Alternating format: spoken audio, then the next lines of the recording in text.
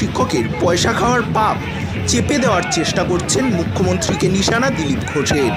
হনুমান জয়ন্তী উপলক্ষে শনিবার সনাতনী ঐক্য মঞ্চের গারুলিয়া নগর ও শ্যামনগর খণ্ডের তরফে বর্ণাঢ্য শোভাযাত্রার আয়োজন করা হয়েছিল। এদিন সন্ধ্যায় গারুলিয়া পিকনিক মোড় থেকে সেই বর্ণাঢ্য শোভাযাত্রা বেরিয়ে শ্যামনগর ঝাউতলা হনুমান মন্দিরের কাছে গিয়ে শেষ হয়।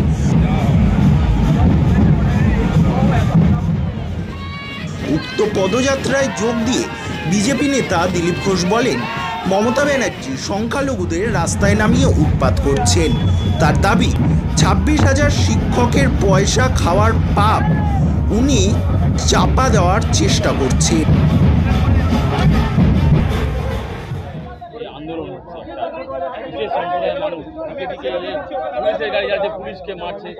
মমতা ব্যানার্জি করাচ্ছেন, মুসলমানদের রাস্তায় নামিয়ে দিয়ে উৎপাত করছেন।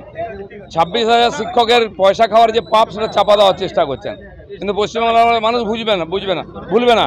আর হিন্দুদের ভয় দেখানো হচ্ছে, এটা বাংলাদেশ বানানোর চক্রান্ত চলছে। তার জবাব মানুষ রাস্তায় নেমে দিচ্ছে।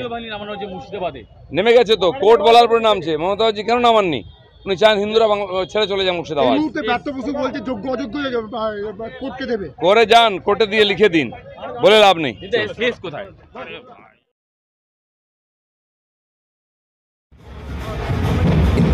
কিন্তু বাংলার মানুষ এটা ভুলবে না।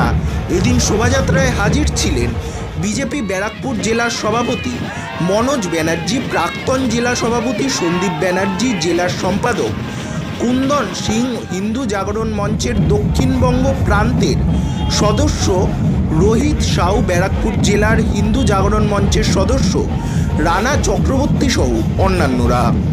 ব্যুরো রিপোর্ট, কলমের দুনিয়া।